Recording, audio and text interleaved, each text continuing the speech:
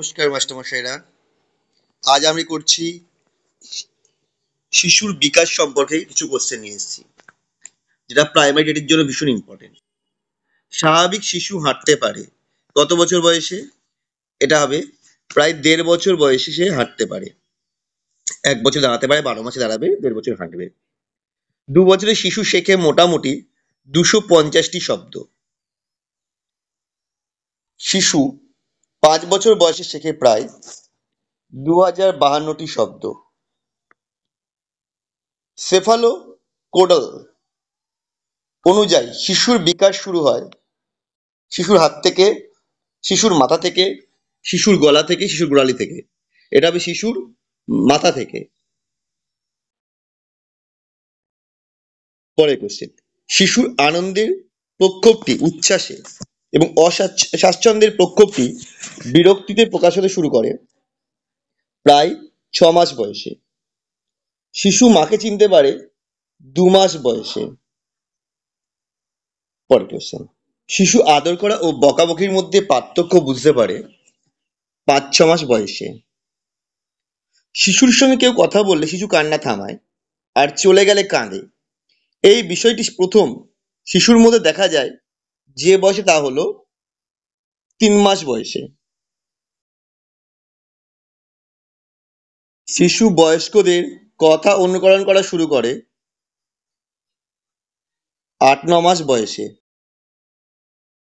শিশু মা শব্দের অর্থ বুঝতে পারে, এটাও ৮-৯ মাস বয়সেই বুঝতে পারে প্রথম। মানে দুটোই হচ্ছে বি হয়ে গেল।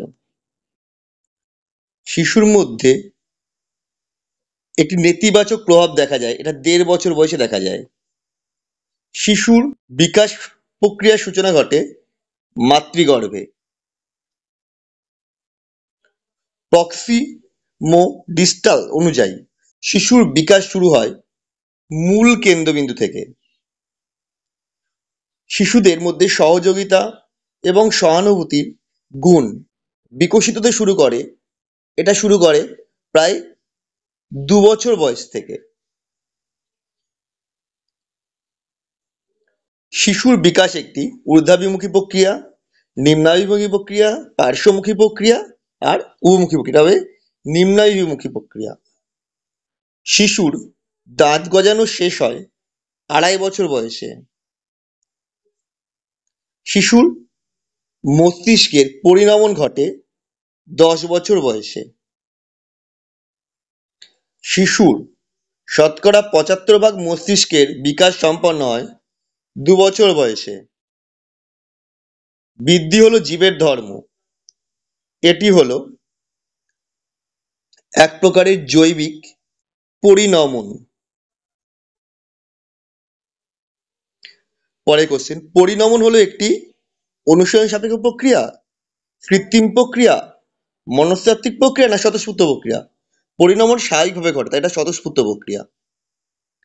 পরিণমন একটি অবশ্যই জৈবিক প্রক্রিয়া। এর আগের কোশ্চেনের মধ্যেই ছিল। ৫১ নম্বর কোশ্চেন একটু রিপিট করে দেখে নাও। পরে বলা ছিল যে এটা জৈবিক প্রক্রিয়া পরিণমন। স্থূল অর্থে পরিণমন হলো বেড়ে ওঠা, বড় হওয়া। আসলে স্বকীয় এবং অন্তর্জাত বৃদ্ধি হলো পরিণমন। এই সংজ্ঞাটি যে স্থির করেন যে মনোবিদ, তার নাম কি? কেলেস্কিন, গেসেল, স্কিনার না থমসন? এটা হবে গেসেল। পরের কোশ্চেন, আজকের লাস্ট কোশ্চেন, পরিণমন একটি বৃদ্ধির প্রক্রিয়া যেখানে কিছু শক্তিশালী উপাদান শিশুর বিকাশ প্রক্রিয়াকে নিয়ন্ত্রণ করে।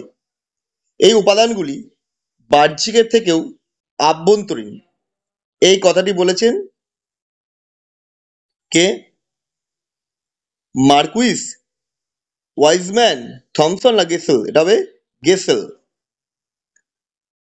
আমাদের ভিডিওটা আপনাদের কেমন লাগলো অবশ্যই কমেন্ট করে জানাবেন। আবার দেখা হবে পরের ভিডিওতে।